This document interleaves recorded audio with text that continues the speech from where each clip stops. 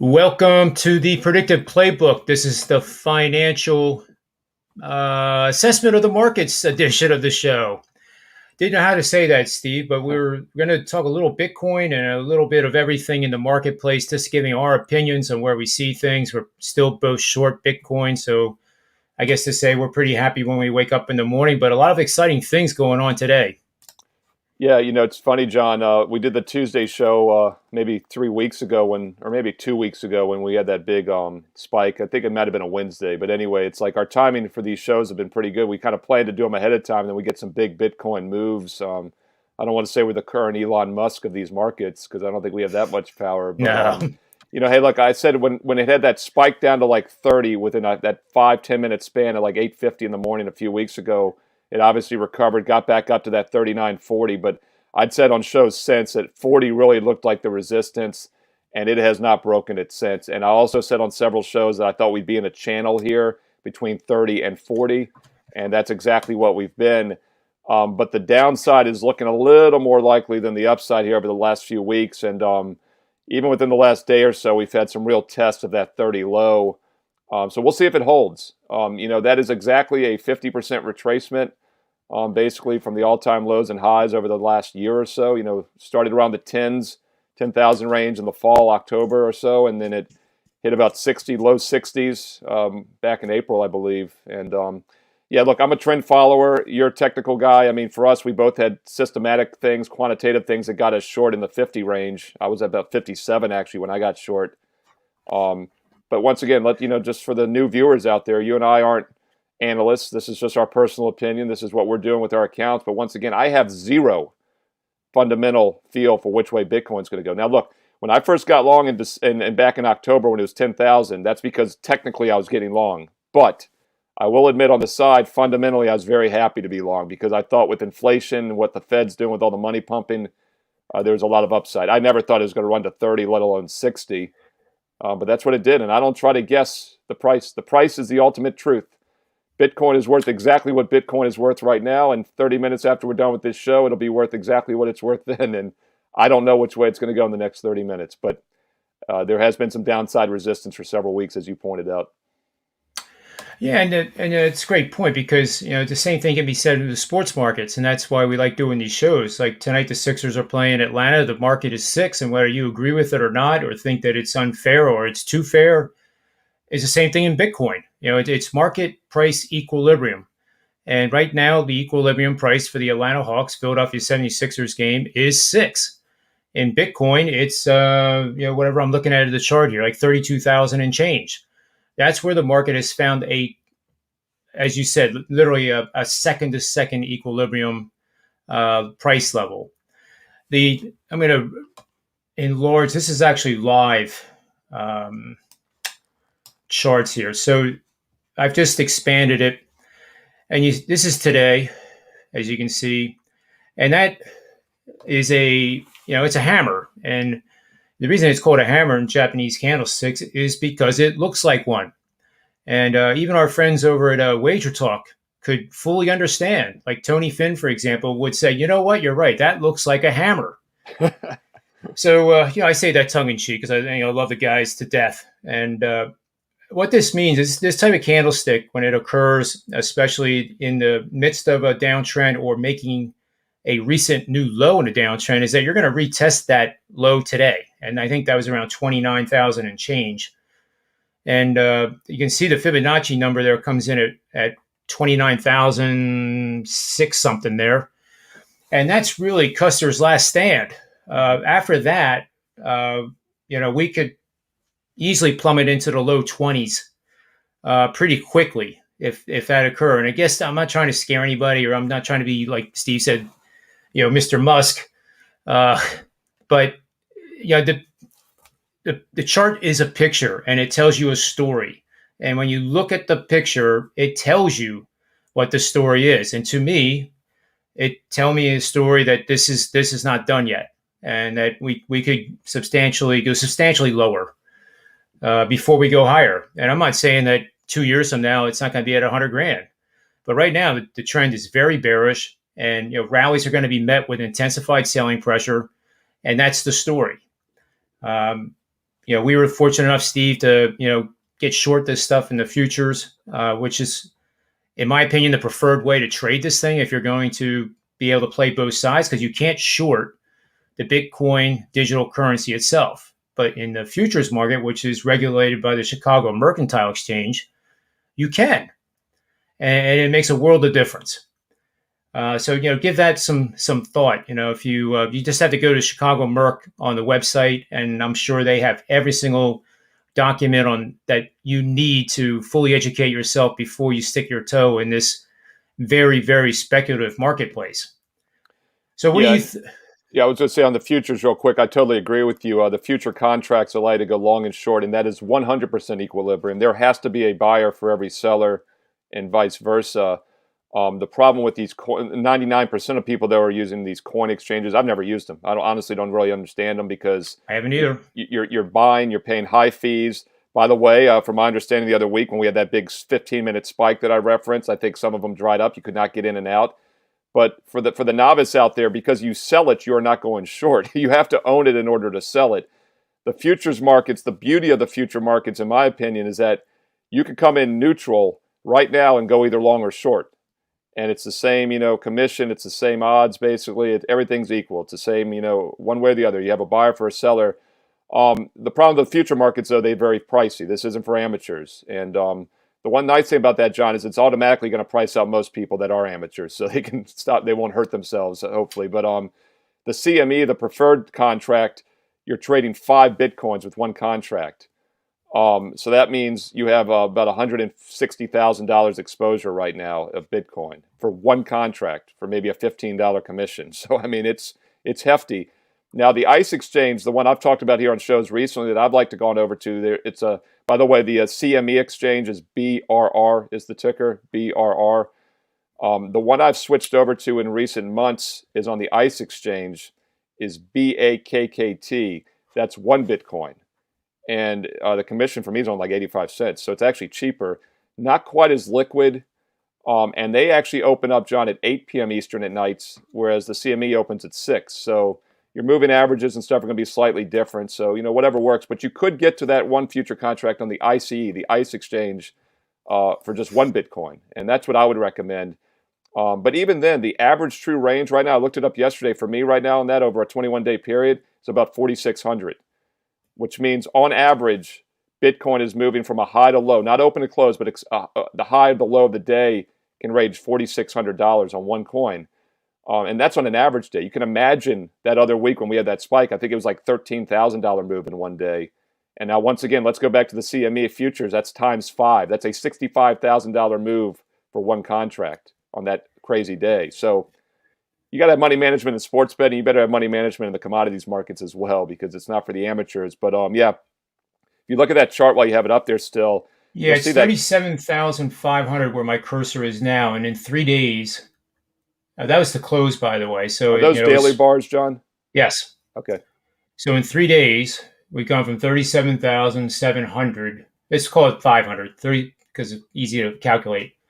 So 37,500 times 5. And now we're at 30. It's roughly $185,000. Yeah, I mean, so it's $25,000. If you're long, that would have been a loss. If you're short, it's a gain. Right, and that's the whole thing with futures contracts is leverage. Yep. You're not risking all that. Like if you're buying a stock, if this was a stock, you would literally have to have. Although some give you leverage now too, some of the bigger brokers, but you'd have to have dollar for dollar in your account. Whereas futures contracts, you can get long, 5 Bitcoins with that one contract for maybe, 10 or 15,000 margins. So it's powerful, but you better have an exit strategy. And that's what I've preached every time we're on here, and you and I, John, both have exit strategies. I will be long again some point at Bitcoin. And by the way, my, short was 57,000, gets back to the 40 range. I'm long again. And I'm comfortable with that because I've said all along, it's in that channel. 40's been that high that it can't penetrate. But that chart had that big gap. And it has not filled that now over a week or two, several days, multiple days. That's why I said I think there's more downside resistance. So it's going to break out of the channel either at above 40 or below 30, in my opinion. I think that's a pretty strong channel that we have now. If I had to guess, and I'm not basing anything on this because I don't trade this way, but I would say that it's a little more likely it breaks below 30 probably. But I'm not saying to sell now because it could run back up to 40. You could sell then, So you just have to have a strategy. I mean, most people don't, and they just second guess themselves and they go crazy. And that's not how I trade. On this particular chart I pull up here, these are the options on the CME, and you can see in the lower left-hand corner here, 52-week high, IV high. That's not an IV for a patient, although if Bitcoin was a patient, it probably would need an IV at this point. Yep. So what you have here is 172.5% implied volatility at the peak, 52-week high. The low is 35%, and it's running right now at 60%. So 60% implied volatility is extraordinarily expensive. You sometimes see those option pricing a couple of days before Apple Computer releases their earnings. And then it gets squashed right after the earnings because everybody knows what the earnings are. The stock moves accordingly. And if you're guessing in the wrong direction, those options basically evaporate into nothing. With these, though, it makes it just extraordinarily impossible to buy because they're so expensive. It would be like playing the Sixers tonight minus 20 instead of minus 6. And you only have 3 quarters to be right. So, in other words, after 3 quarters, the Sixers have to be winning by 6 or more, or 20 or more, for your option to start appreciating in value even. So you have to have a tremendous move, and then on top of it, another move to generate potential gains. And the best way to take advantage of these kind of markets is to do like buy rights. The easiest, it's the most conservative investment strategy on the planet. And it's not talked enough. It's not talked about enough at all, even with just people learning how to do the fundamentals of buying, a stock like, Home Depot. And then you buy Home Depot, say at $200 a share, and you can go out 6 months and write the 240 calls against it. And you kind of lock in a gain, unless Home Depot goes down a ton, you're taking in premium over time. So if Home Depot goes up above 240, you would have to give your 100 shares to another client who was on the other side of those options, and you'd make $40 a share plus the premium.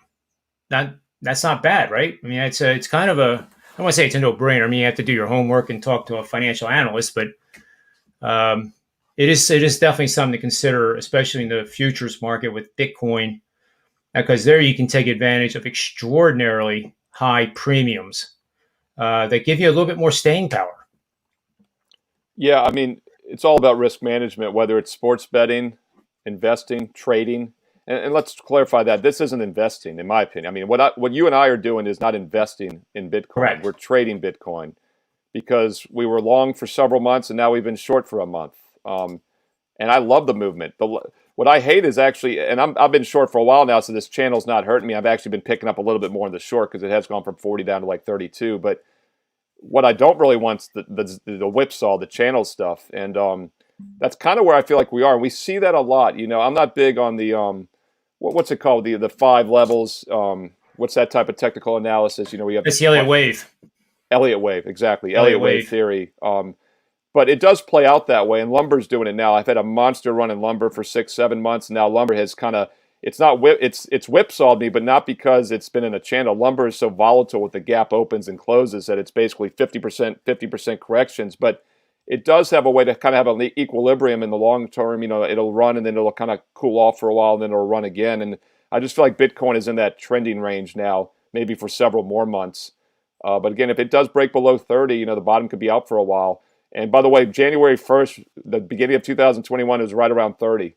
So wouldn't that be something that's where the breakout is? I mean, there's so many support levels there for different reasons that if it closes for a day or two below 30, now it spiked below it for 15 minutes the other week.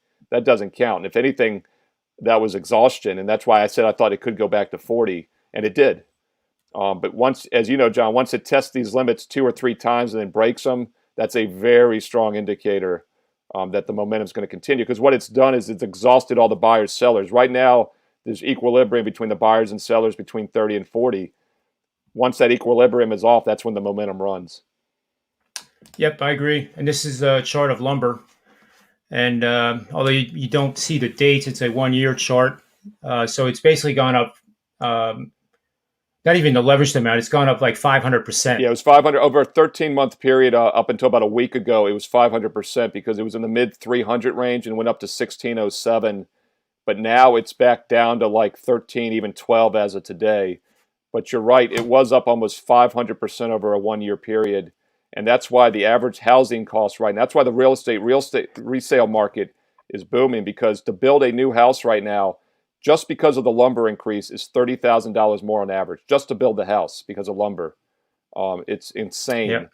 And this is a market that's been fascinating to me, John. So I'm definitely interested to hear your takes on it because there's some cool technicals to look at.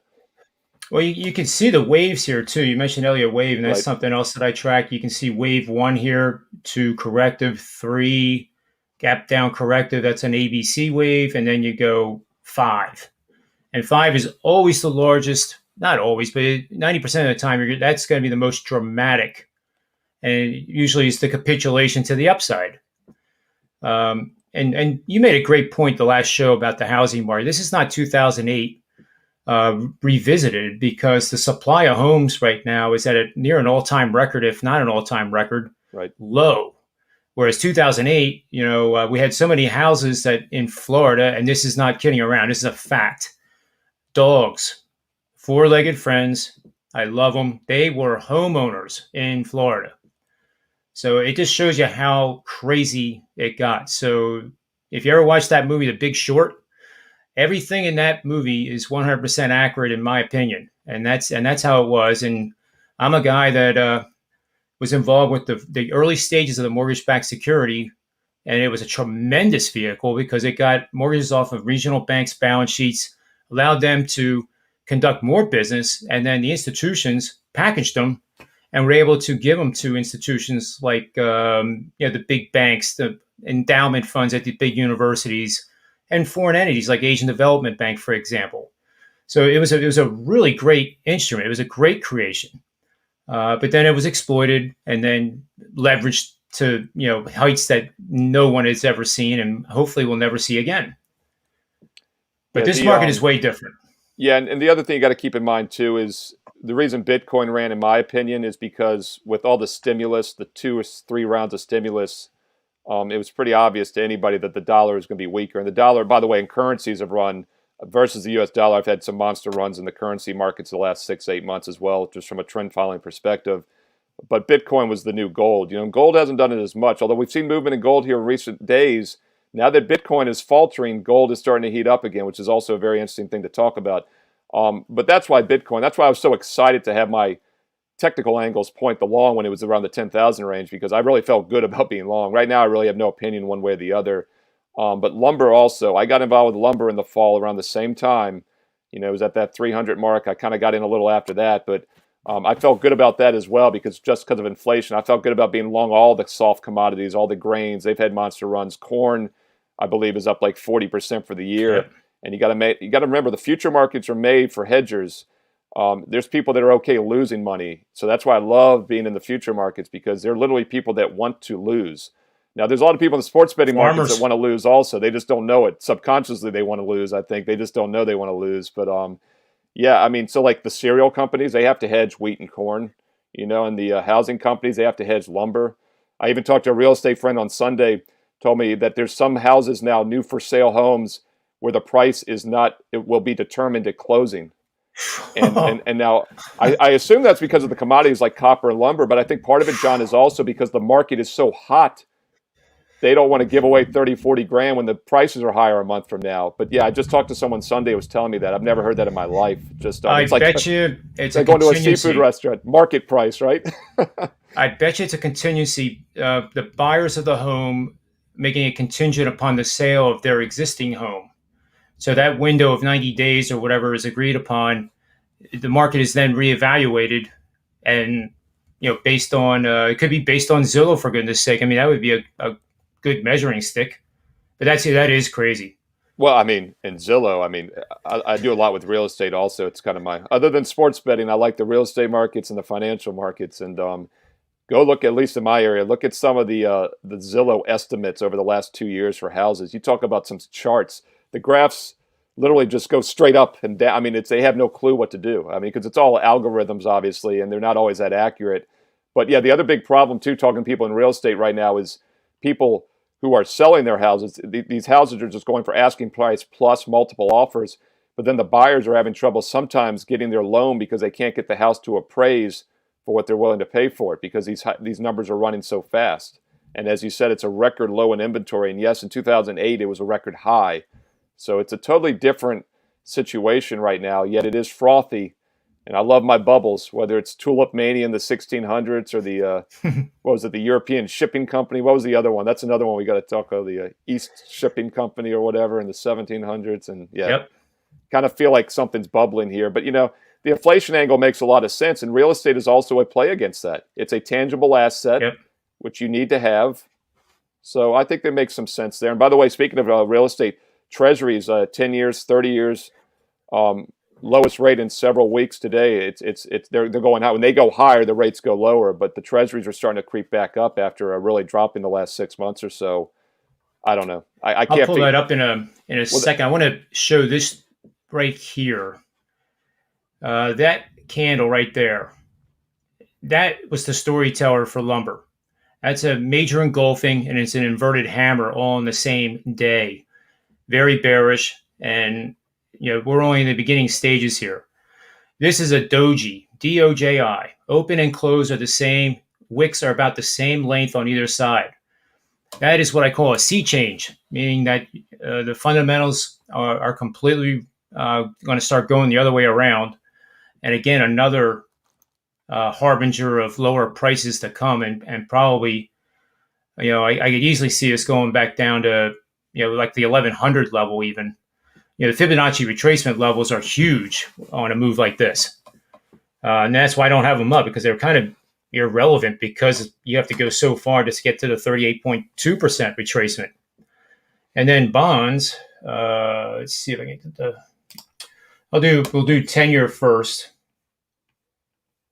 Well, I'll tell you what, we got the lumber. Hold that lumber real quick, because a couple takeaways on this. First of all, the 50% on the daily candles the last few weeks since it hit the all-time high, it's hit like 2 or 3 short-term 50% retracements exact, which is just insane.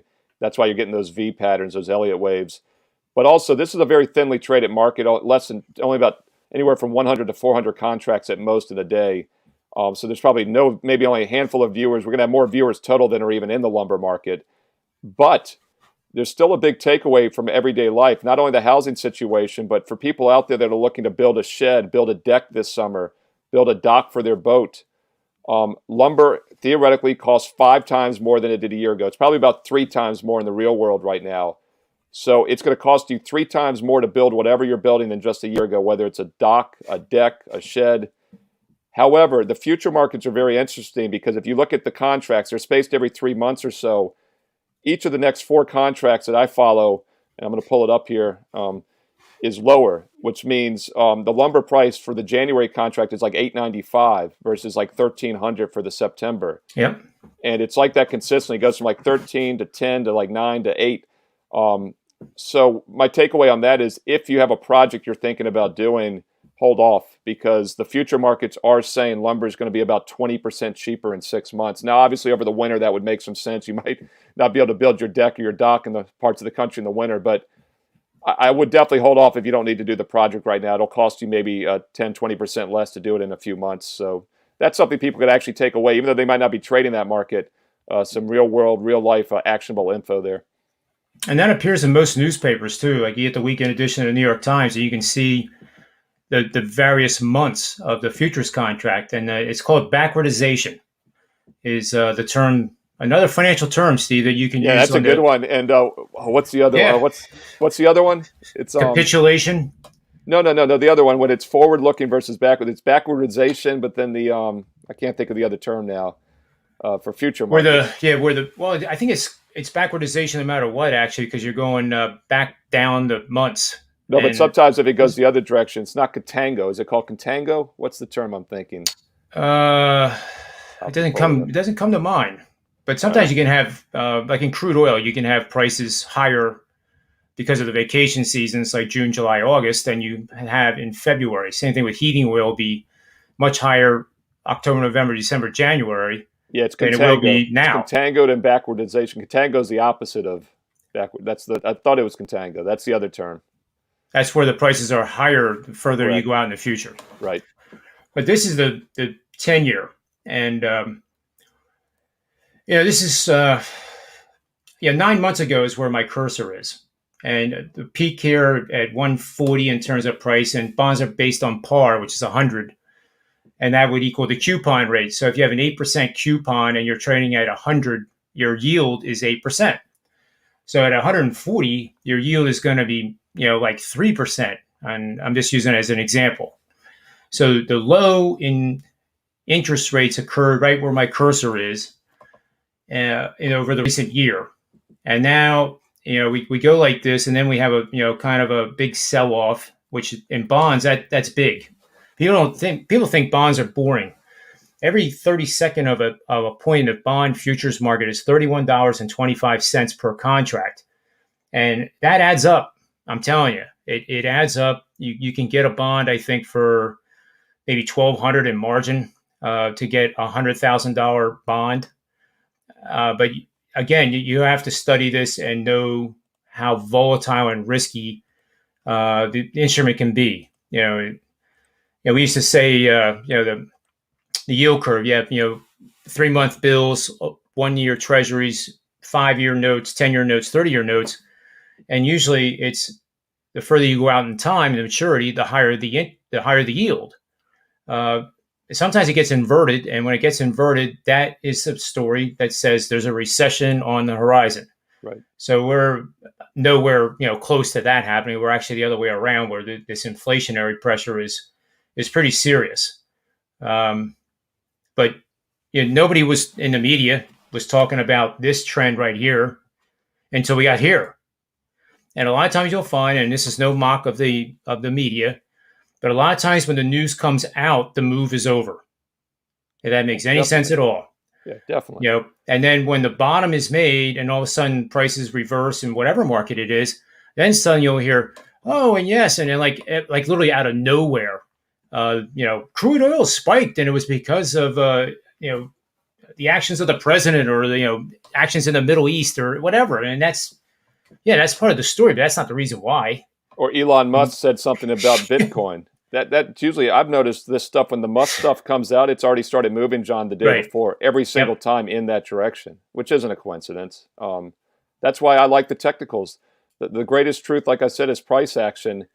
And it's not voodoo. People think this is voodoo predictive stuff. It is somewhat predictive because it's usually front running. It front runs the news. So you're exactly right about that. And so I'll make fun of. I'll turn on the media all day long. By the way, I got no problem. I think they're 99% useless. whether it's politics, financials, it's sports. WaterTalk TV is fantastic because those are actual cappers, and SportsMemo.com and WaterTalk.com, because those are actually cappers like us that are betting our own plays with our own money and Rob Vino's money.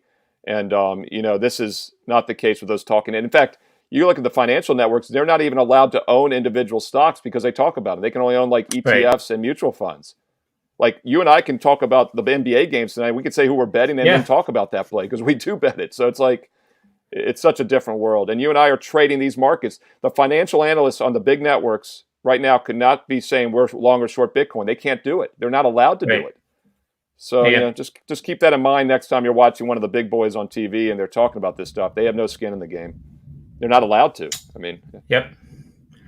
Now this is a 30-year bond, which is the longest maturity we have. We used to have 40-year bonds several, decades ago. They still might exist actually, but we don't have them anymore. But this stabilization of price, actually from here to there, interest rates have actually declined a little bit. And this is good news for people wanting to buy the homes that Steve was mentioning. Right. The price volatility of homes is very volatile right now. And once it stabilizes, there's going to be a market. The mortgage underwriters will be able to write the loans and get the deals done. It's not a sign of excess in any stretch of the imagination. It's just that the supply of homes is so limited because nobody could build any homes during the COVID. And now all the builders are trying to play catch up, and it takes a while to build a house. Last time I checked, it's more expensive than ever, like I said, because of lumber. It's $30,000 by default more expensive to build a house just for the framing wood. So so that makes your existing house more valuable for resale purposes. So it's a fascinating thing to study. And I guess the last one I want to show is copper. But real quick on the 10-year, by the way, the mortgage rates are most closely tied to the 10-year bond of anything else. So if you're Yep. out there trying to figure out when to finance, it's not a perfect indicator, but it's good news when the 10-year note goes higher in the chart, that means the rate is going lower. And the last few days, it's jumped about the highest it's been in several weeks. So that would theoretically mean your refi rate over the next day or two should be a little bit better than it was the last few weeks. And it has been trending that way for several weeks now. So the 10-year Treasury is what I keep an eye on for that reason. And this is copper. The symbol is HG, and that stands for high grade. And that, honest to God, that is why it's called that. High grade copper, Right. used in all buildings, skyscrapers to log cabins. If you want to have electric, it's copper. So here again, we have one of those candlesticks. Story tells it right there, inverted hammer, making a new high, price failure intraday.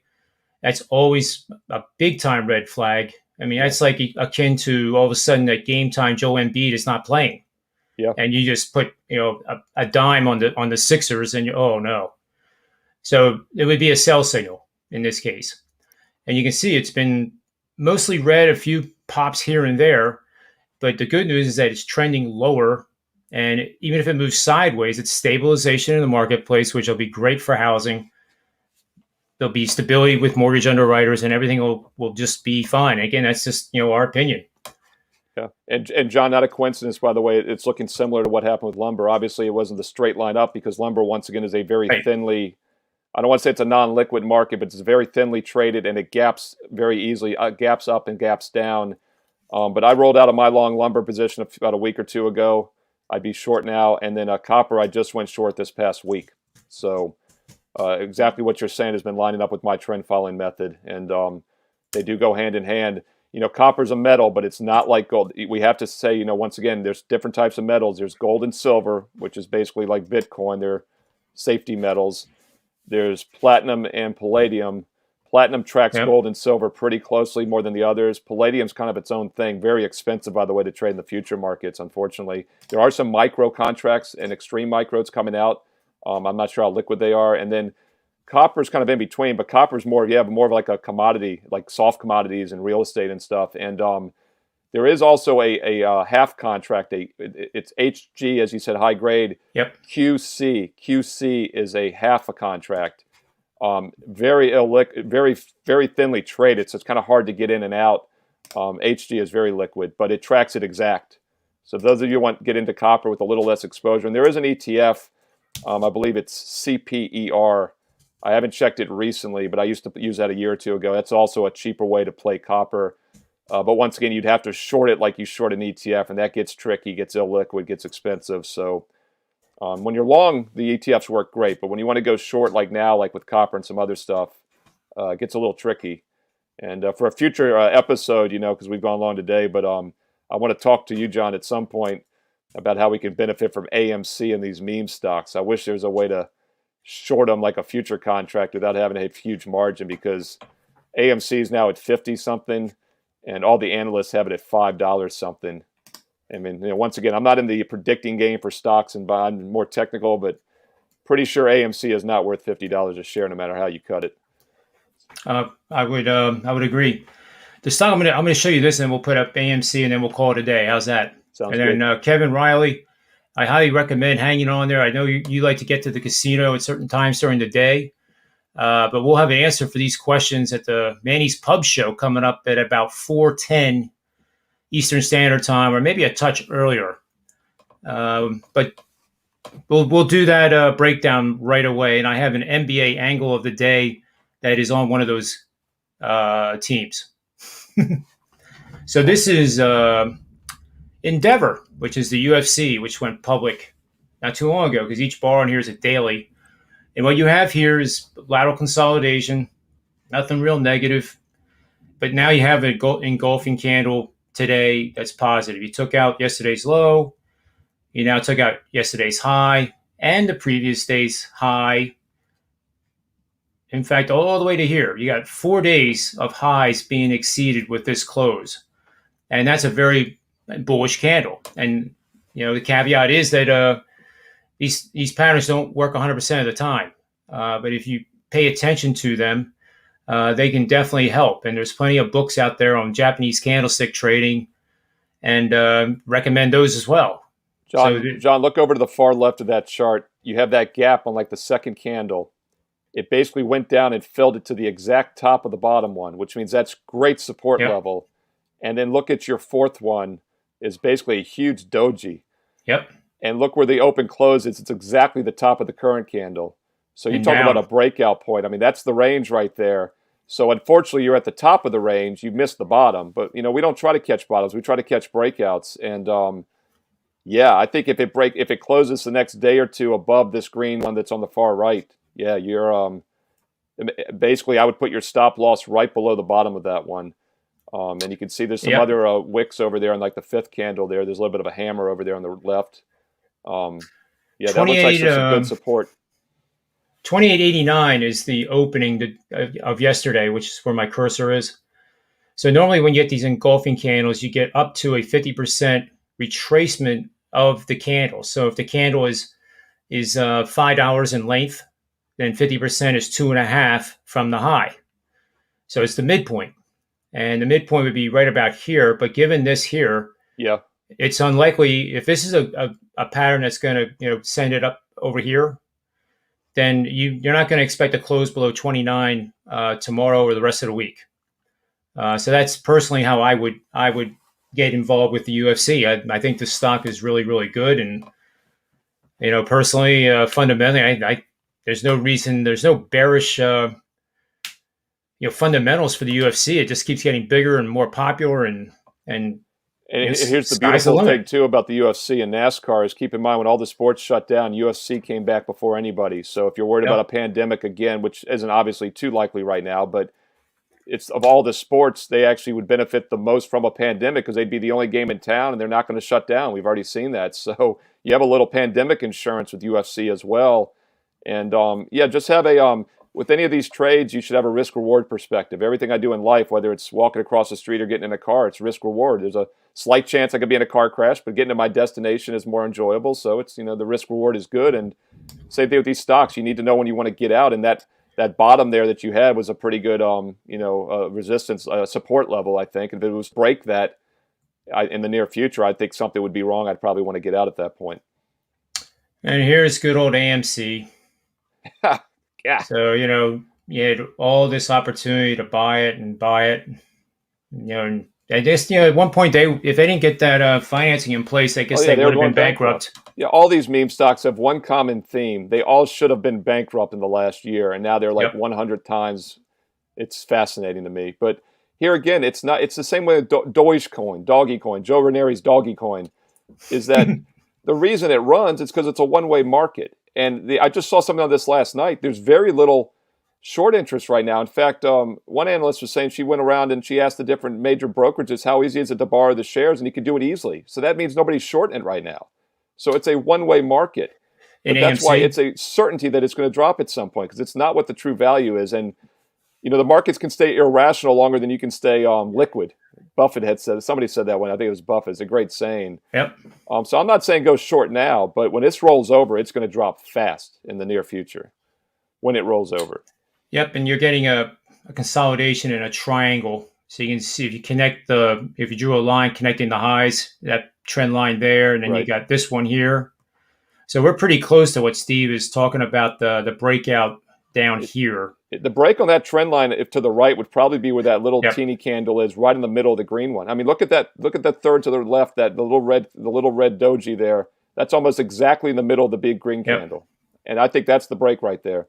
It closes below that. You watch. You're going to see a big. And the thing is, though, guys, you're not going to be able to get in the next day after the close because people that are smarter and quicker than us already know this, and they're going to be playing it in day. They're going to be playing it on the 1 minute, 2 minute candles. And when it breaks through there, you're going to see a huge red candle closing that day. And then unfortunately, it's kind of like the UFC candle is a big green candle. It's hard to get in because there's a lot of smart, fast guys out there, professionals.